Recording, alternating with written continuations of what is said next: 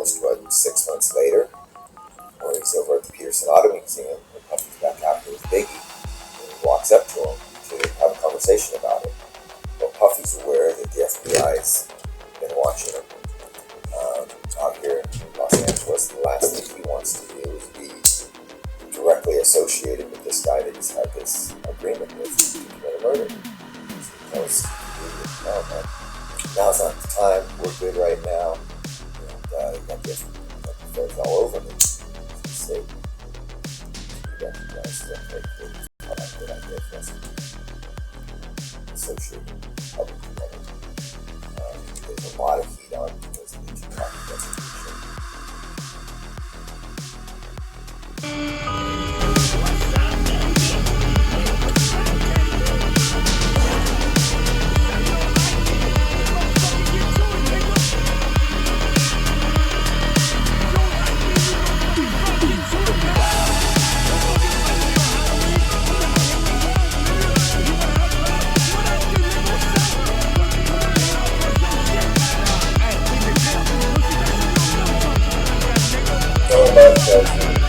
Foundation of a prosecution, and you just can't practically go into court and face an icon like Puffy comes and say, hey, we're going to base this allegation on the testimony of a convicted drug dealing gang member. It's just not a practical matter for prosecution, and there will never be judicial closure in these cases, ever. Biggest joker in the music industry. An Ear to the Streets production.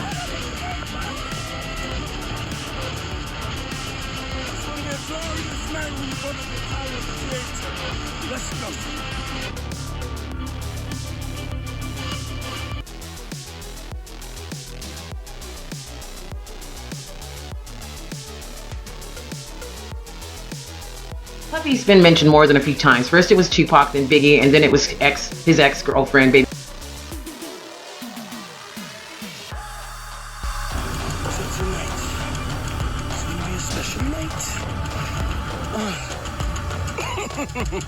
Everybody's so serious, but we're about to get club Mother's Kim Porter, which we'll be talking about after this is over. So make sure you come back for our short documentary about Kim Porter's death and just the mysterious, suspicious things that surround it. But now we have Jamie Foxx, and we just wonder, why is it that with all this going on, his artist being killed in California, when we all know that there was a big beef going on where everybody kind of felt like, from what Suge was saying, that Puffy was involved. So in our sense of looking at things, he may have had a motive and opportunity. Keep in mind, this is all allegedly. So this content was created for our documentary purposes in the field of radio, TV, and print for which we serve. We give our opinion based on the evidence of the public eye, also by considering the fact that nothing has been proven in the court of law. Anyone we mention this video is based on our own observations. What we can actually touch on is going to be only our opinion. So fair use is for educational, informational, entertainment purposes. Video clips are for review purposes only. Clips are used in this content will be used to review and also provide a transformative way of looking at the content that we're presenting. Now, let's first look at what happened at Diddy's parties. Keep in mind, he had a lot of parties through the years, and we'll be talking about the recent party that people are kind of being hush-hush about, but we did kind of investigate and find out a couple things about pickleball, as well as just the things that Jamie Foxx has said and joke, but may be taken as actual, maybe truth. So, you got to keep in mind, Diddy was working in the business as a background dancer, and then he was with A&R with Andre Harrell's Uptown Records, and then he was Bad Boy, and the rest is history. So, as we mention this, I just want to make sure that you are aware that Puffy has been implicated more than a few times in the whole situation with Jamie Foxx. And they're saying this because they feel like Puffy, after all these years, has to do something back. Now, I do have a clip from Corey Holcomb that we'll listen to coming up next, but keep in mind, this is for comedic purposes only. But he feels like he knows something, and I feel like I know something too. So, and maybe you do too. You just have your deep gut feeling that something just ain't right. So, as we watch the content that you'll be seeing today, you will see Usher talk about it, you'll hear Mace talk about it, Craig Mack talk about him, Black Rob talk about him. We'll also have a couple of jokes that were provided by Kevin Hart in the room. This is years ago, and just what he said, like, he's so drunk he don't even know what's going on. So keep in mind, this is Radio Docs and this is Radiotubetv.com, and this content is called The Biggest Joker in Hollywood. P.Diddy, aka Sean Diddy Comb. Support the Video Music Awards, MTV, because they support us. So if they want to come and use this business opportunity to get on some gangsters, we do.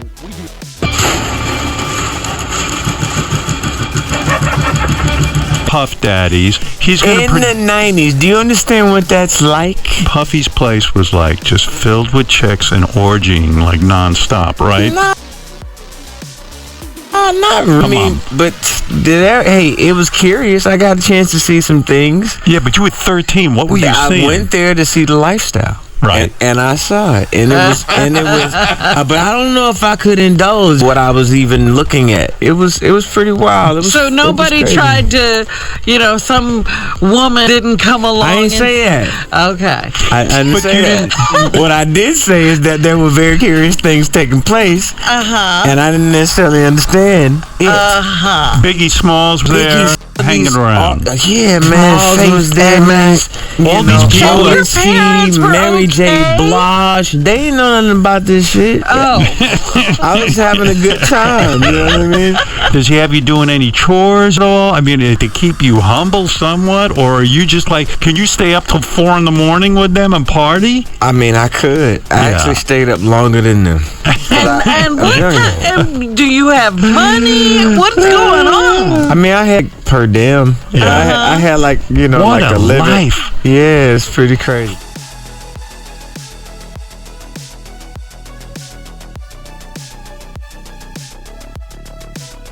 I don't want my shot to even, I don't want it to come close to the bed at all. I should look like he fresh off a goddamn plane. I should fresh off the guard stage. That's my brother right here from day one. We used to wake up and, pause, but like that's how. Back in the days when he was like 10, was a little bit older, his older brother, we used to fight over the Frosted Flakes. You know what I'm saying? Before pause was invented. You know what I'm saying? But it's my brother for real. We used to actually wrestle off of the Frosted Flakes because he used to always get up early with me. Now he's one of the richest stars in the world. And what the fuck did Puff just say? Nobody's gonna acknowledge this but me. Puff just said we used to wrestle over the Frosted Flakes, and we're streaming live. That was stupid. Listen. Topics. Make sure you come back later to watch the Cleopatra review with Jada Pinkett and the controversy surrounding it. Otherwise, I'm your girl Dee Jay Harmony, and let's get it. Let's go ahead and get into this radio doc, The Biggest Joker in Hollywood, Sean Diddy Comb. Sean Diddy Comb's Party Exposed by Jamie Foxx. So if you're a fan of hip-hop and R&B music, you probably know that Sean Diddy Comb is one of the most influential and successful figures in the industry. He's not only a rapper, producer, and entrepreneur, but also a master of throwing lavish and extravagant parties, whether it's for birthday, New Year's Eve, or just a regular weekend. Diddy knows how to have a good time, and this is with his friends and guests. It's obviously celebrities. But what really goes on behind the scenes at these parties? How does Diddy manage to pull off such spectacular events? Well, he has money, duh. And what are some of the craziest stories that have happened at his parties? Well, luckily for us, comedian actor Jamie Foxx has become the insider information to share this information. Now, Foxx, who has been friends with Diddy for over 2 decades, recently revealed some hilarious and shocking details about Diddy's parties on his podcast, The Foxhole. According to Foxx, Diddy's parties are not for the faint of heart. He said that Diddy has a strict dress code and a strict guest list, and that he often changes the location of his parties at least 1 minute to keep them exclusive and secretive. Now, Foxx also said that Diddy has a team of people who are in charge of the different aspects of the party, such as music, food, drinks, security, and entertainment. He said that Diddy is very hands-on and involved in every detail of his parties, and that he sometimes even performs on stage with his artists.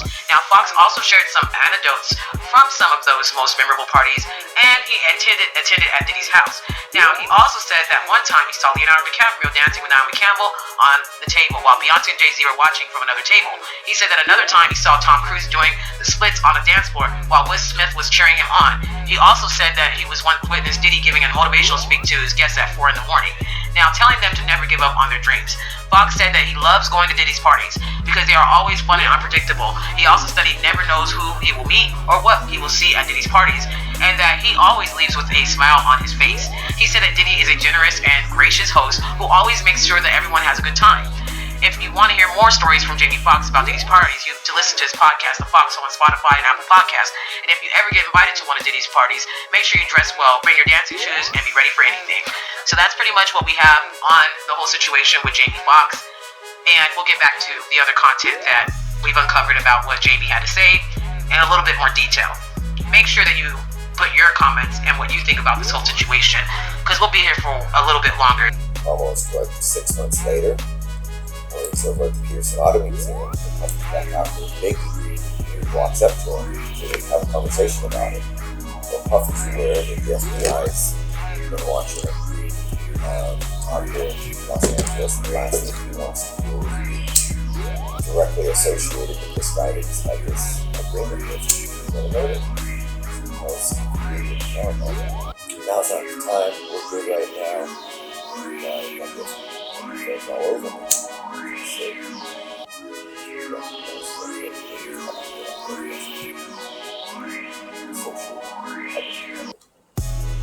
there's a lot of these on here. Both on the East Coast, West Coast, LA, Las Vegas. So it's just big business now. Seen in public with a guy that started to play murder with. Especially when you know you didn't watch the movies. Did they ever have a conversation with each other after? I don't believe so. After that night, he was going to go to jail shortly thereafter, and he gets killed that night, which exacerbates the whole problem, because now you've got, you've just taken Tupac's murder from 6 months ago, and brought everything back up to life and intensified it.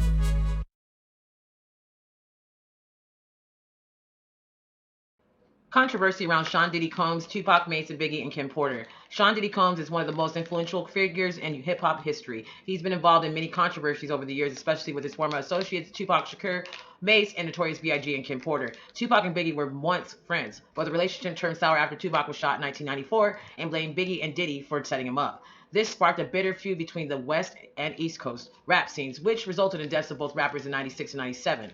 Mase was Diddy's protege and a member of Bad Boy Records label. He had a successful solo career in the 1990s, but retired from music in 1999 to pursue a religious calling. He later returned to rap in 2004, but accused Diddy of holding him back from releasing new music and demanded to be released from the contract. Kim Porter was Diddy's longtime girlfriend and the mother of three of his children. They had on and off relationship for over a decade, but they broke up for good in 2007. Porter died in 2018 from pneumonia, and Diddy expressed his grief and regret for not marrying her. And it also has been exposed that he bought a coffin 2 months before that. It could just be all a coincidence. These are some of the controversies that have surrounded Sean Diddy Combs throughout his career. He has faced criticism, lawsuits, accusations from various sources, but he has also maintained his status as a rap mogul and entrepreneur.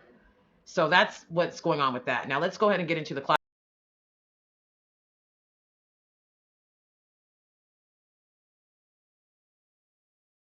Davis situation, and we'll go deeper into this information in just a moment. Everything that preceded this was theoretical. It's speculation. It's what could have happened. And we're not coming at it from that approach. We're telling you definitively, this is what took place in these murders. All of the empirical evidence, all of the facts. We kind of went outside though, and their cars were parked on the side. So Big them in the car. So when we walk out the front, walk down the side, Big them in the SUVs. And I mean, we started walking past them, and Lil rolled the window down in the back. He said, "Look, man, who did that Black Ice beat? That motherfucker jamming, Charlie." He was like, "Man, our partner DJ did it, Mr. Chief." And we hollered at Big. We like, "Shit, where y'all going?" He said, "Shit, we gonna go to the Outcast party up on Sunset, the Platinum party, double Platinum party. We gonna come up there with y'all and shot to them." Cool. And then that night, Master Flex is playing the party. So all of New York coming up there anyway. So we holler at Big, dude. We walk into the parking lot, get in the car. We drive up to Sunset. We just got in the party. The music off. Yo, they just shot Big on in Hollywood. That's how I heard about it too. We just seen Big. I was out. We go back to the hotel. We get to the hotel. Bust.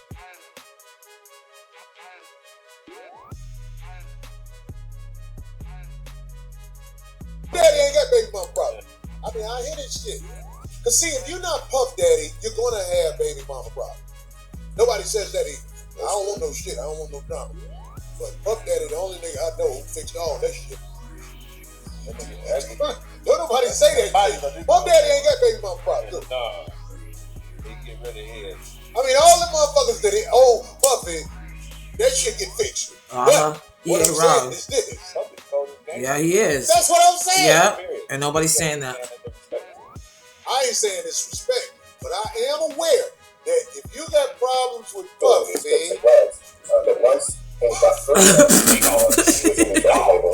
then the Crips and Bloods were obviously at war together too, and that's what culminated. Those three levels of conflict culminated in the murders of Tupac and Biggie. What happens if you have all this evidence and it seems like there's still no closure? We still have no real arrests.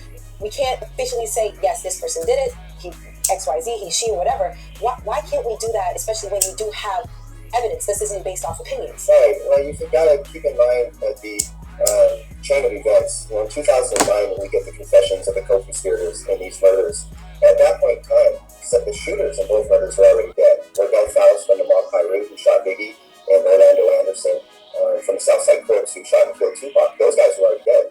Now we're just focusing on the co-conspirators. Then over a period of time, those guys start dying. As you know, Eric Martin out of New York, Puffy's associate, he died. And then just recently, the driver of the white Cadillac, Terrence Brown, also was shot.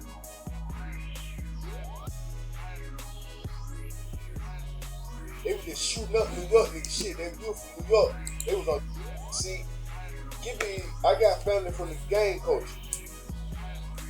I'm walking around. I'm looking at people's eyes. I'm looking at different people's faces. They like, they up in here, shawty. They up in here. They gonna see about the West tonight. So just imagine now. I go to my guys. I go to Good. I say, hey man, let's get out of here. I remember my dog, Lil CeeLo, he said, we just got here. We just got here. Shadow ain't got there. I was like, nah, son. I said, Shadow, we gotta go, bro. We gotta go. So the party emptying out. Big them.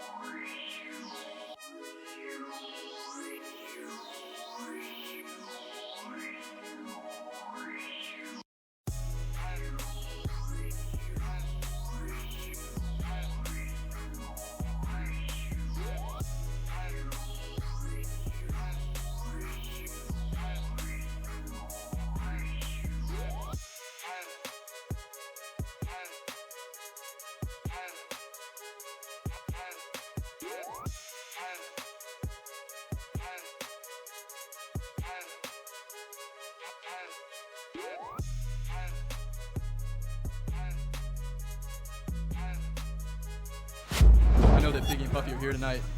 Did you see them? Do you have anything to say to them at all? Nah, but even if we saw them, we are businessmen. We are not animals. It's not like we're gonna see them and rush them and jump on them. If they see us and they want drama, we're gonna definitely bring it like only Dev Row can bring it. But we here as businessmen to enjoy and support the Video Music Awards for MTV because they support us. So if they want to come and use this business opportunity to get on some gangster, we do that better than anybody. Can you envision a day when, y'all, if not get together and make an album, just peacefully coexist? There's no dream of making an album with Biggie and Puffy or none of them. We're not sweating it like that. This is our family. We peacefully coexist right now because we all cool. Everybody's here. They sell records. We sell records. Well, I guess you could call that selling records. What they do. We sell large amounts of records, and they sell a few records. And really, it's no competition. People are really making too much out of it than it is.